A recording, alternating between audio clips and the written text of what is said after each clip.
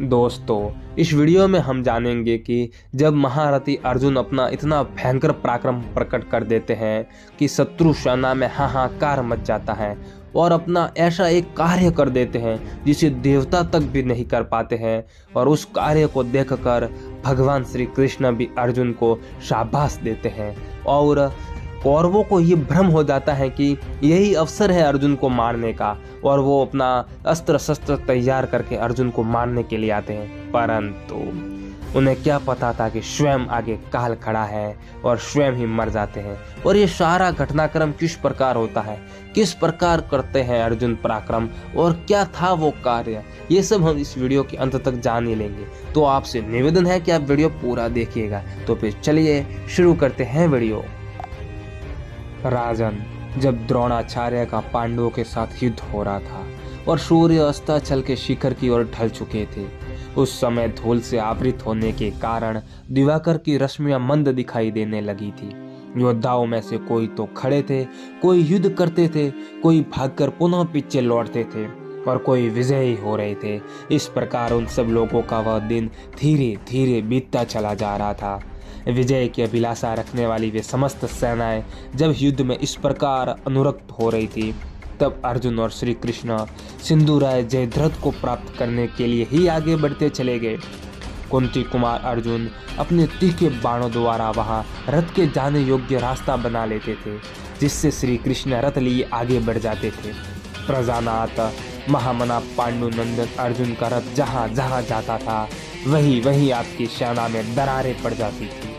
दहारवर्षी परम पराक्रमी भगवान श्री कृष्ण उत्तम, मध्यम और अधम तीनों प्रकार के मंडल दिखाते हुए अपनी उत्तम रथ शिक्षा का प्रदर्शन करते थे। अर्जुन के बाणों पर उनका नाम अंकित था, उन पर पानी चढ़ाया गया था। वे कालाग्नि के समान भयंकर, तांत में बंधे हुए सुंदर पंख वाले, मोटे तथा दूर तक जाने वाले थे।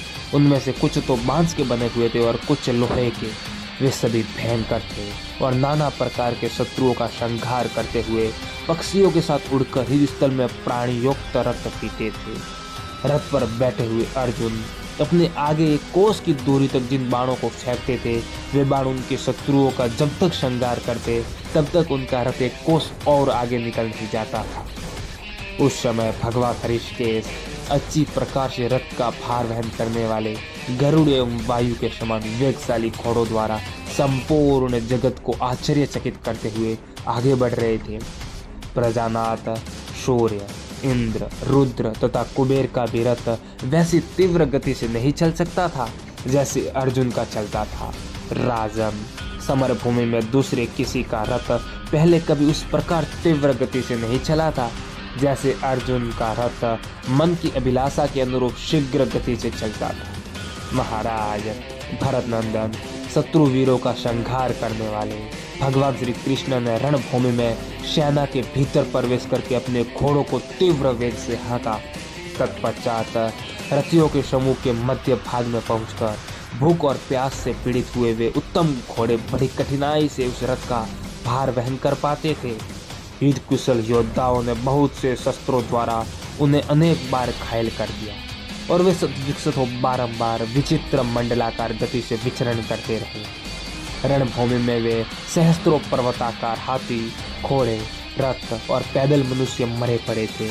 उन सबको अर्जुन के घोड़े ऊपर ही ऊपर लांग जाते थे। राजन, वे वायु के समान वेगशाली अश्व उस युद्ध स्थल में अधिक परिश्रम से थक जाने के कारण मंद गति से चलने लगे। नरेश्वर, इसी बीच में अवंती के वीर राजकुमार दोनों भाई विंद और अनुविंद थके हुए घोड़ों वालों पांडुनंदन अर्जुन का सामना करने के लिए अपनी सेना के साथ आए। उन दोनों ने अर्जुन को 66 और श्री कृष्ण को 70 बाण मारे तथा उनके घोड़ों को 100 बाणों से घायल कर दिया।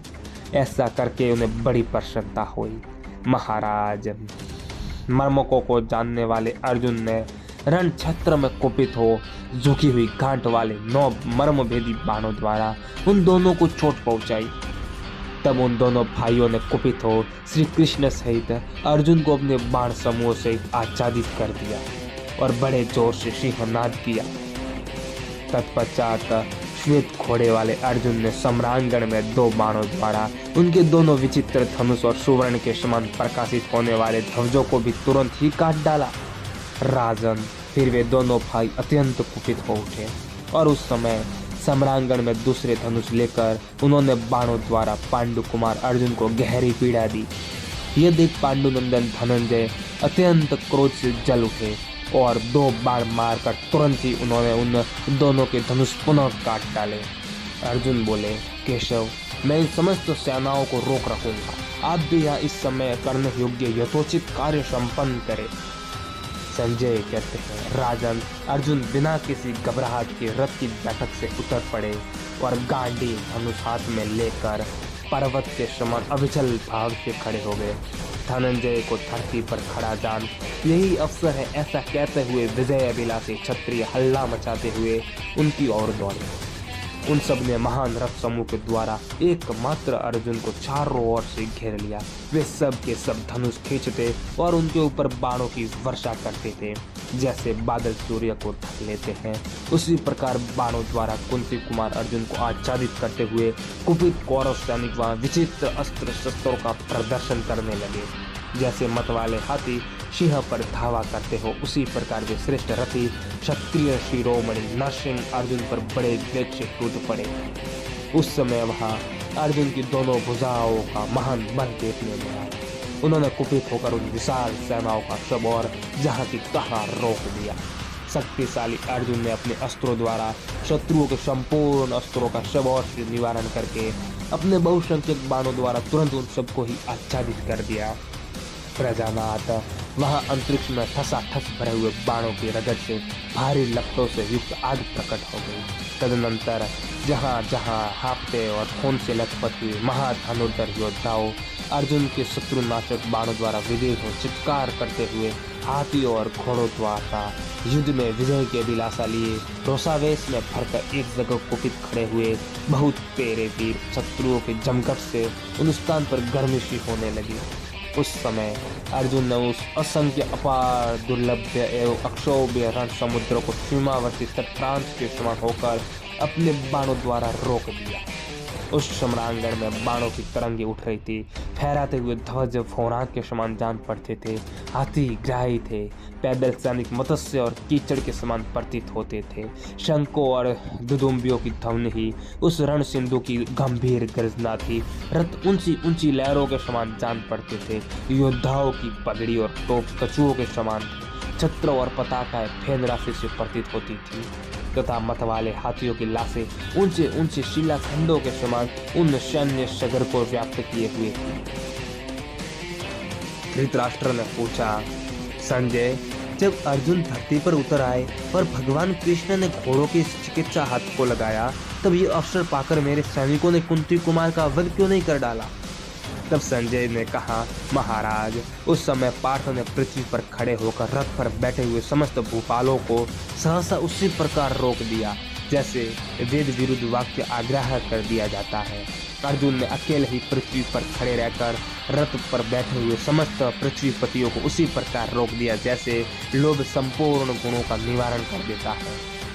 तदनंतर संभ्रम रहित महाबाहु भगवान कृष्ण ने युद्ध स्थल में अपने प्रिय सखा पुरुष पर्वत अर्जुन से यही बात कही, अर्जुन, यहाँ घोड़ों के पीने के लिए पर्याप्त जल नहीं है। ये पीने योग्य जल चाहते हैं, इन्हें स्नान की इच्छा नहीं है। ये रहा इनके पीने के लिए जल। ऐसा कहकर अर्जुन बिना किसी घबराहट के अस्त्र द्वारा पृथ्वी पर आघात करके घोड़ों के पीने योग्य जल से भरा हुआ सुंदर सरोवर उत्पन्न कर दिया। उसमें हंस और कांडव आदि जल पक्षी भरे हुए थे। चक्रवाक उसकी शोभा बढ़ा रहे थे। स्वच्छ जल से युक्त उस विशाल सरोवर में सुंदर कमल खिले हुए थे। वह आगाध जलाशय कछुओं और मछलियों से भरा था। ऋषिगण उसका सेवन करते थे। तत्काल प्रकट किए हुए ऐसी योग्यता वाले उस सरोवर का दर्शन करने के लिए देवर्षि नारद जी वहां आए। विश्वकर्मा के समान अद्भुत कर्म करने वाले अर्जुन ने वहां बाणों का एक अद्भुत घर बना दिया था, जिनमें बाणों के ही बांस, बाणों के ही खंबे और बाणों के ही चाजन थे। महामना अर्जुन के द्वारा वह बाण में गृह निर्मित हो जाने पर भगवान श्री कृष्ण ने हंसकर कहा, शाबाश अर्जुन, शाबाश।